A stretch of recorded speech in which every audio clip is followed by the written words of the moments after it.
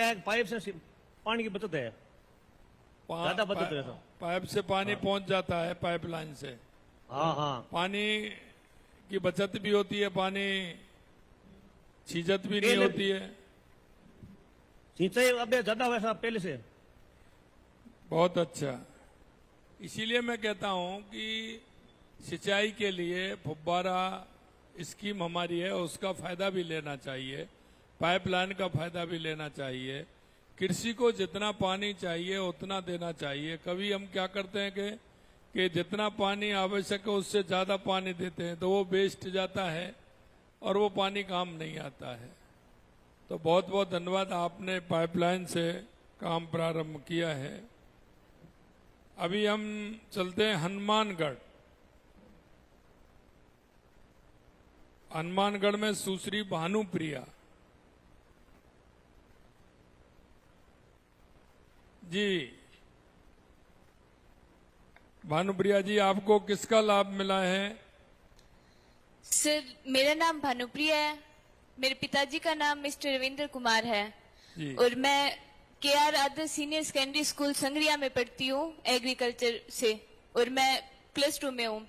तो मुझे agriculture scholarship मिली है +2 में, और +1 में भी मिली थी 15-15 हजार रुपए। तो उससे मुझे स्टडी करने में मदद मिल रही है। तो मैं गवर्नमेंट सरकार की आभारी हूँ कि मुझे आगे तैयारी करने के लिए स्कॉलरशिप मिल रही है। और मेरा आगे सपना है कि मैं एग्रीकल्चर साइंटिस्ट बनूं और किसानों के हित में सेवा करूं। तो फिर गवर्नमेंट सरकार से जो सहायता मिल रही है वो आगे काम आएगी। बहुत अच्छा, बहुत बहुत शुभकामनाएं Bhanupriya ji. Thank you sir. देखिए कि हम किसान की खेती नहीं, हम हमारा किसान किस तरह से आगे बढ़ सकता है, उसका परिवार कैसे आगे बढ़ सकता है। हमारे कैलाश जी मेघवाल भी बैठे हैं, हमारे नीलू जी भी बैठे हैं। Yes sir. बहुत अच्छा। हमारे किसान के परिवार को, किसान जब अपनी आवाज बुलंद करता है तो सिर्फ किसान की आवाज दिखती है। इसलिए बोलिए जोर से, भारत माता की, भारत माता की, करणी माता की, कपिल मुनि की, पुंडरासर भावे जी की, गुरु जम्बेश्वर भगवान की, नगर सेठ लक्ष्मीनाथ जी की, आप सभी किसानों की आज के इस किसान सम्मेलन और किसान उत्पादक संगठन के कार्यक्रम में मंच पर विराजमान, जिनको कि अभी आपने सुना, ऐसे आपके यहाँ के प्रभारी मंत्री, कैबिनेट में मेरे साथी सम्मानीय गजेंद्र सिंह जी खीपसर साहब, कैबिनेट में मेरे साथी और आपके अपने ही श्री सुमित गोदारा जी, किसान आयोग के अध्यक्ष श्री CR चौधरी साहब, विश्वकर्मा बोर्ड के अध्यक्ष श्री रामगोपाल जी सुतार साहब, माननीय विधायक बीकानेर पूर्व सुश्री सिद्धि कुमारी जी, माननीय विधायक बीकानेर पश्चिम जेठानंद जी व्यास साहब, माननीय विधायक खाजूवाला डॉक्टर विश्वनाथ मेघवाल जी, माननीय विधायक डूंगरगढ़ श्री ताराचंद जी सारस्वत साहब, माननीय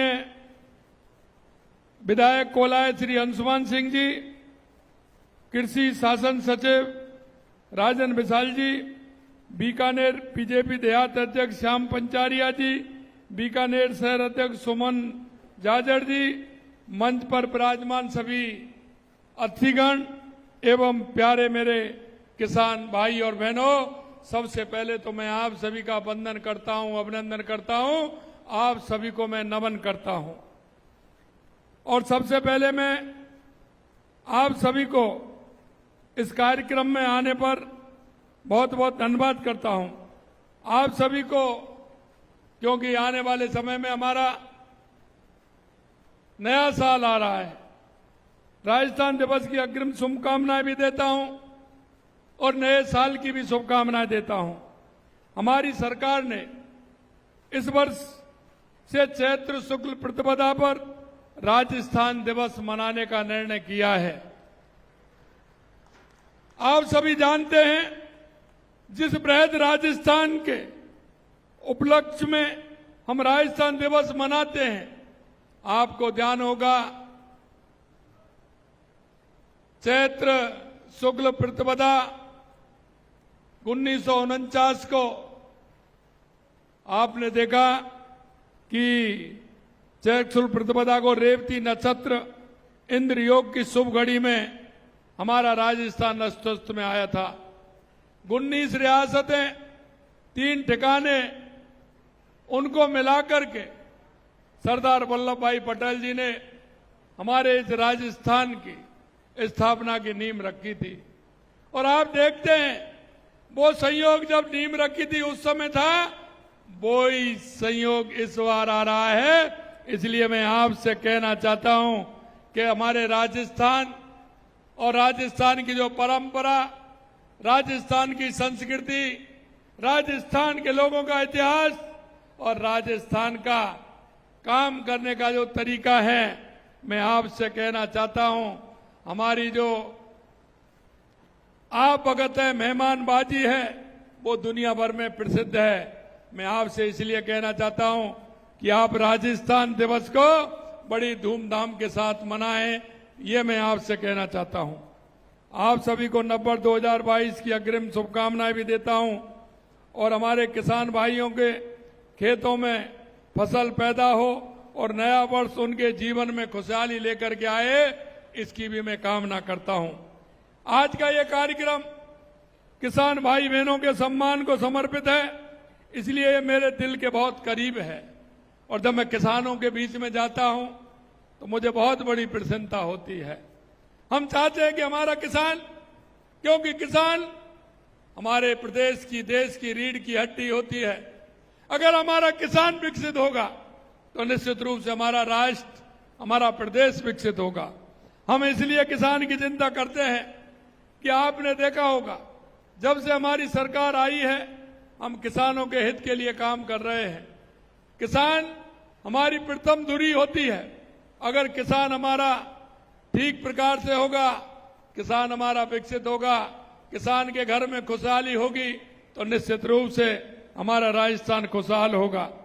आप हमारे देश की आत्मा हैं। आप अपने पसीने की बूंद से भूमि को सींचकर अन्न उपजाते हैं। इस धरा पर रहने वाले को पोषित भी आप करते हैं। हमारे वेद पुराणों में भी कहा गया है कि अन्न बे प्राण, यानी कि अन्न ही जीवन है और अन्न आपके हाथों से हमें प्राप्त होता है। आप सिर्फ खेती नहीं करते, आप जीवन की नींव रखते हैं, क्योंकि बिना अन्न के आदमी रह नहीं सकता। हमारा किसान अन्नदाता कहलाता है। आप मेहनत से ही आज भारत न केवल अपनी खाद्य सुरक्षा सुनिश्चित कर पाया है, बल्कि विश्व में एक अग्रणी कृषि शक्ति के रूप में उभरा है। इसके लिए भी मैं आप सभी को धन्यवाद ज्ञापित करता हूं। आपके अथक परिश्रम, लगन, आपके योगदान की दिल से प्रशंसा करता हूं, क्योंकि आप जिस तरह से काम करते हैं, सूरज की तपती धूप हो या कड़ाके की सर्दी हो, हमारा किसान उसमें भी काम करता है। हर मौसम में वो खड़ा रहता है। जब लोग अपने घरों में चैन की नींद सोते हैं, तब हमारा किसान खेतों में सिंचाई करता है, रखवाली करता है। और मैं क्या करूं, क्या बताऊं आपको, मैं सारी बातें जानता हूं। किसान की मेहनत कितनी होती है और किसान कितनी मेहनत करता है, और उसके बाद उसके परिवार का पालन होता है। मैं एक किसान की पीड़ा को अच्छी तरह से समझ सकता हूं, क्योंकि जो काम आप करते हैं, मेरे जीवन में वो काम भी मैंने किए हैं। इसलिए मैं जानता हूं कि किसान को कैसे आगे बढ़ाया जा सकता है। और इसलिए आप देख रहे हैं, तारबंदी से लेकर के पशु पालन से लेकर के जितनी भी सारी योजनाएं हैं किसान के इर्द गिर्द घूमती हैं, हमारी सरकार उनको लागू कर रही है। मैं देखता हूं, मैंने पशुपालन के क्षेत्र में मोबाइल जो बहन हैं किसान के पशु के इलाज के लिए, उनको मैंने इसलिए भेजा है क्योंकि किसान का जब पशु बीमार होता है, किसान के पास साधन ले जाने के लिए नहीं होता है। किसान किसी ना किसी के पास जाता है, उस साधन को 500, 1000, 1500 रुपए में करता है और वो नजदीकी अस्पताल में लेकर के जाता है। अब जितनी तो दवाई किसान को उस पशु को सही करने में लगेगी और उतनी उसके भाड़े में लग जाती है, आने जाने में लग जाती है। हमने सोचा क्यों ना किसान के लिए वो बैन लगे, जिससे पशुपालक के पास हमारा डॉक्टर भी जाए, कंपाउंडर भी जाए और वो गाड़ी लेकर के जाए, आवश्यकता हो तो उसमें पशु को लेकर के अस्पताल आए। ये भी हमने व्यवस्था की है। लेकिन इसको कोई नहीं समझ सकता है कि किसान के पास साधन नहीं होता है तो मुझे साधन करना पड़ता है। हमने कहा है कि हमारे किसान के जितने भी केस हमारे एसडीएम ऑफिस में चल रहे हैं, हमने एसडीओ को निर्देशित किया है कि जब आप गांव में जाओगे तो हमारे उस गांव के किसानों के जितने मुकदमे चल रहे हैं उनको लेकर के गांव के बीच में जाइए, उनसे बातचीत करिए, बातचीत के माध्यम से उनको निपटाइए, उनको फैसलों को करिए, तुरंत किसान को लाभ मिलता है। नहीं तो आप देखते हैं किसान गांव से चलता है, सुबह कुछ नाश्ता पानी कलो करके वहां से निकलता है, खा पी करके दिन भर पूरा भूखा रहता है, मां वकीलों के चक्कर लगाता है, ऑफिस में जाता है, फिर अब शाम को वापस आता है तो उसका भाड़ा भी इतना लग जाता है। हमने कहा कि अगर हमारा किसान वहां जाएगा तो किसान का एक दिन का काम भी छूटेगा, उसकी आर्थिक स्थिति भी कमजोर होगी क्योंकि भाड़ा किराया उसका लगेगा। हमने कहा कि एसडीएम उस गांव में जाए, महीने में एक बार कैंप लगाए, जिससे हमारे किसान को किसी भी तरह की परेशानी नहीं हो। किसान की क्या तकलीफें मैं उन्हें अच्छी तरह से समझता हूं और मैं इसीलिए कहना चाहता हूं मेरे भाई और बहनों, किसान जिस तरह से काम करता है और किसान को उसका लाभ मिलना चाहिए। हमने कहा है कि किसान रात को बिजली आती है, हमने हमारे पहले बजट में कहा था कि 2027 तक किसान को हम दिन में बिजली देंगे।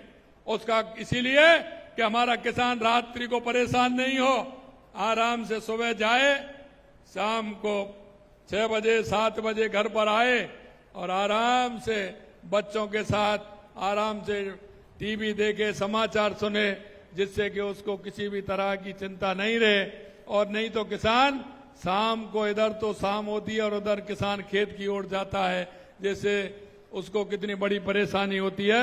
इसको भी हमने कहा है कि इसको भी हम खत्म करेंगे और 2027 तक किसान को दिन में बिजली देने का काम करेंगे।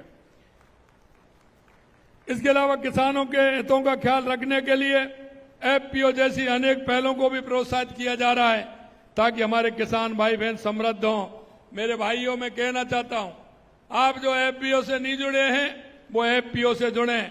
छोटे और सीमांत किसानों को बाजार तक पहुंच बनाने एवं उन्हें उपज का उचित मूल्य दिलाने के लिए किसान उत्पादक संगठन एफपीओ आपके लिए वरदान साबित होगी। क्योंकि हमें पता है, क्योंकि ये खेती छोटी होती जा रही है। अगर किसी के 5 हमारी वीडियो पसंद आई हो तो लाइक कमेंट व शेयर करें और ऐसी ही वीडियोस को देखने के लिए आप हमारे यूट्यूब चैनल बीबीएन भव्य वसुंधरा न्यूज को सब्सक्राइब कर बेल आइकन को प्रेस करें।